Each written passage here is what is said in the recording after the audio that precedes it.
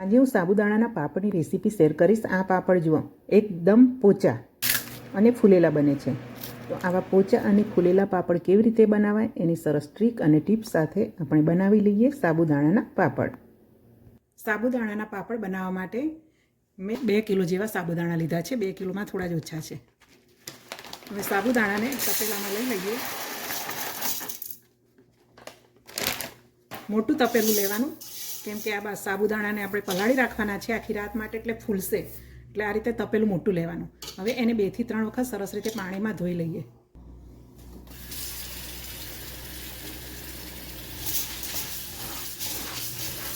સાબુદાણાને મસળીને સરસ ધોઈ લેવાના, એટલે ઉપર જે કચરો હોય બધો નીકળી જશે. આ રીતે સરસ મસળીને ધોઈ લેવાના. વધારે છે એટલે હું 2 હાથે સરસ મસળી લઈશ એને. અને હવે એમાંથી પાણી નીકાળી લઈએ.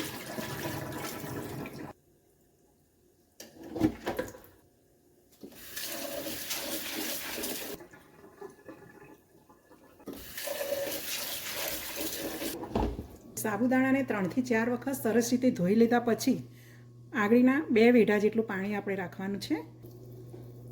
ચલો હવે એમાં માપી લઈએ આપણે. આગળી મૂકી જોવાની. તો જુઓ થઈ ગયું ને, અહીંયા આવી ગયું. એટલે 2 વેઢા જેટલું પાણી થઈ ગયું. એને ઢાંકીને આખી રાત માટે પલાળી રાખીશું. આખી રાત આપણે સાબુદાણા પલાળ્યા એટલે સરસ પલળી ગયા છે. આમ દાણો આપણે પ્રેસ કરીશું તો સરસ પ્રેસ થઈ જાય છે. આવા સાબુદાણા પલાળવા જોઈએ. હવે આપણે વધારે પલાળ્યા છે, તો જો આપણી પાસે હેલ્પ કરનાર હોય, ચમચા જે પાડવાના છે એમાં, તો આપણે એકી સાથે આનું ખીરું બનાવી દેવાય. પરંતુ આપણે જો એકલા જ હોઈએ તો એકી સાથે નહીં બનાવીએ. થોડું થોડું ખીરું બનાવતા જઈશું અને થોડા થોડા ચમચા પાડતા જઈશું. તો હું આમાંથી કેટલા સાબુદાણા લેવાની છું એ પ્રમાણે પાણી લેવાનું છે. તો આ વાડકીના માપથી આમાંથી સાબુદાણા લઈશ, તો આ જ વાડકીના માપથી હું અહીંયા આપણે પલાળેલા સાબુદાણાના માપથી પાણી લેવાનું છે. તો પલાળેલા 1 વાડકી સાબુદાણા લઈશું તો એની સામે આપણે 2 વાડકી પાણી લઈશું. તો એ રીતે આપણે જેટલા વાડકી સાબુદાણા લેવાના હોય એ પ્રમાણે ડબલ પાણી લઈશું. કોરા સાબુદાણાના માપથી પાણી લઈએ તો એ માપ અલગ હોય છે, પરંતુ અહીંયા આપણે થોડા થોડા ઉકાળવાના છે, એટલા માટે હું પલાળેલા સાબુદાણાનું માપ લઈશ. તો અહીંયા હું 7 વાડકી જેટલા પલાળેલા સાબુદાણા ઉમેરીશ. તો 14 વાડકી મેં પાણી લીધું છે. અને ગેસની ફ્લેમ મીડિયમથી થોડી ફાસ્ટ રાખવાની છે. અને એમાં આ રીતે તવેથો કે ચમચો ચલાવતા રહેવાનું છે, જેથી સાબુદાણા નીચે ચોંટે નહીં અને સરસ રીતે ખીરું તૈયાર થાય. અને સાબુદાણા જેમ જેમ કૂક થશે એમ ટ્રાન્સફર કલરના થઈ જશે.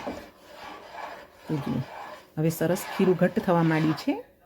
આ રીતે આગળ ફેરવીએ એટલે ખબર પડી જશે કે ખીરું કેટલું ઘટ્ટ થયું છે. હજુ એને થોડું 2 મિનિટ થવા દઈએ.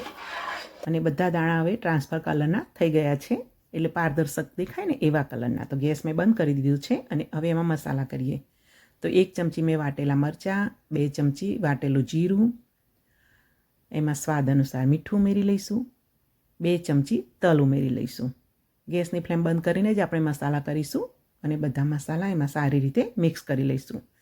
અને હવે આ ખીરુંને ઠંડુ થવા દઈશું. ઠંડુ એટલે વોર્મ રહે એવું ઠંડુ થવા દઈશું. સાવ ઠંડુ નથી થવા દેવાનું. અને પછી એમાંથી આપણે ચમચા પાડવાના છે. આ ખીરું ઠંડુ થાય ત્યાં સુધી વચ્ચે વચ્ચે એમાં ચમચો પણ ચલાવતા રહેવાનું છે. તો હજુ પણ જો એમાંથી વરાળ નીકળે છે તો થોડું ઠંડુ થવા દઈએ. હવે ખીરું વોર્મ છે તો મેં આ રીતે એક મીણિયું પાથરી લીધું છે અને એની ઉપર ચમચા પાડીશું. આમાં ચમચામાં તમારે નાના મોટા જેવા પાડવા હોય એ રીતે પાડી શકો. અને એને વધારે પાતળા નહીં બનાવીએ, થોડા જાડા જ રાખીશું, કેમ કે સૂકા એટલે પાતળા જ થવાના છે. અને આ રીતે નાના નાના ચમચા પાડીશું તોય પણ જ્યારે તળીશું ત્યારે સરસ મોટો પાપડ બનીને તૈયાર થશે.